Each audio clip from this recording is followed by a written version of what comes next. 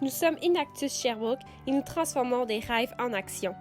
Située au cœur des cantons de l'Est, la ville de Sherbrooke rallie projets uniques et jeunes universitaires porteurs d'ambition. Beaucoup de passions et d'initiatives entrepreneuriales fleurissent chaque année dans la région et Inactus Sherbrooke est au premier rang pour soutenir des acteurs de changement.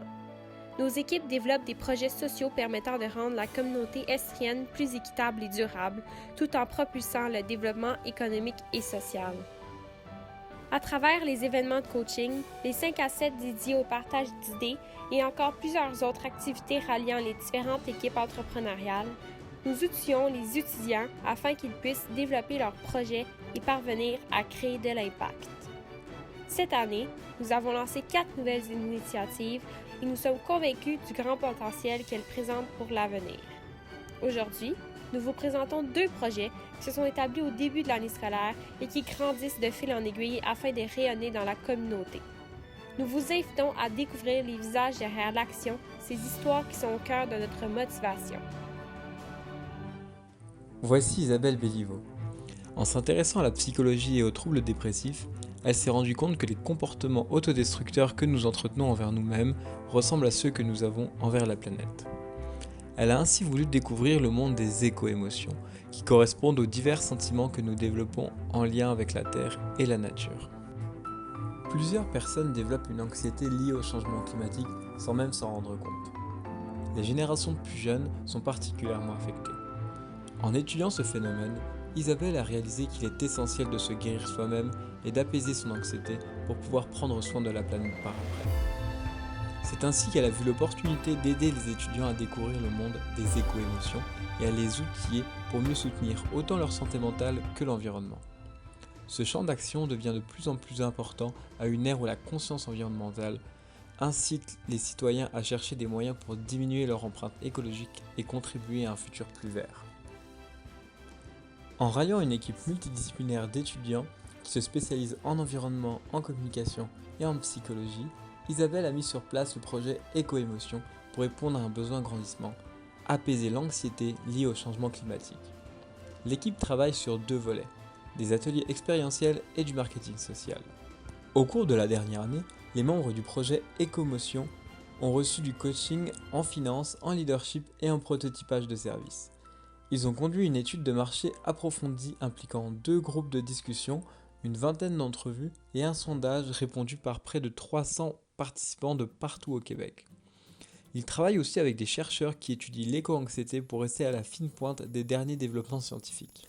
À travers des activités de sensibilisation qui se dérouleront par des ateliers expérientiels et par du marketing social, le projet Écomotion permettra à de nombreuses personnes de poser des actions concrètes pour leur bien-être et pour celle de la planète. Une fois outillées, ces personnes deviendront des ambassadeurs et pourront aider d'autres à gérer leur éco-anxiété. L'équipe travaille actuellement sur le plan d'affaires pour assurer la pérennité et la viabilité du projet à long terme. L'objectif est que Écomotion devienne une organisation à but non lucratif et qu'elle puisse s'associer avec des centres en santé mentale ou en environnement. Une autre idée est de réaliser des contrats de service avec le ministère de l'Éducation pour aller dans les écoles et aborder le sujet avec les enfants. Un autre projet Enactus qui a fleuri cette année s'intéresse particulièrement aux jeunes. Mais avant d'aller plus loin, laissez-nous vous raconter une histoire. Voici Nadia Proto, étudiante à l'école de gestion de l'Université de Sherbrooke. En mai 2019, au Salon estrien de l'entrepreneuriat scolaire, elle a remarqué que les enfants avaient des étoiles dans les yeux lorsqu'ils parlaient de leurs projets entrepreneuriaux. Cela lui a rappelé son enfance durant laquelle elle avait eu la chance de travailler sur une pièce de théâtre que les élèves devaient monter de A à Z. Le scénario, le financement, les décors, ils étaient en charge de tout comme des entrepreneurs. Nadia a ainsi découvert qu'elle avait un grand talent pour les ventes. Mais combien de personnes peuvent expérimenter ces habiletés professionnelles à un si jeune âge? C'est lors de cet événement que Nadia a eu l'idée de créer un projet visant à faciliter l'expérience entrepreneuriale chez les jeunes. Depuis l'automne passé, elle travaille fort avec son collègue Francis pour emmener l'entrepreneuriat dans les classes du primaire et du secondaire de la région. Au Québec, la réforme de l'éducation de l'an 2000 avait prévu d'inclure l'entrepreneuriat dans le parcours scolaire dès le primaire, mais les objectifs n'ont pas été atteints. Nadia et Francis se sont alors demandé comment ils pourraient intégrer l'entrepreneuriat à l'école.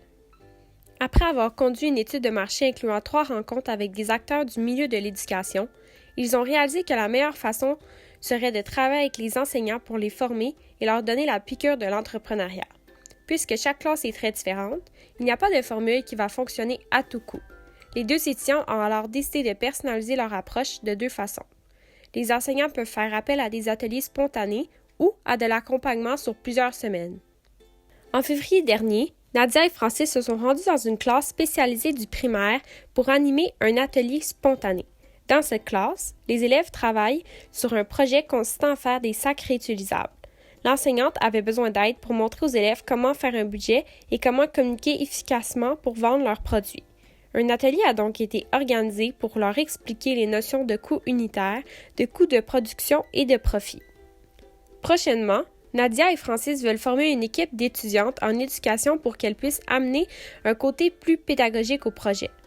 Ce sera une opportunité non seulement de former des jeunes entrepreneurs, mais aussi des universitaires qui seront mieux outillés pour inclure l'entrepreneuriat dans le parcours scolaire lorsqu'elles commenceront à enseigner.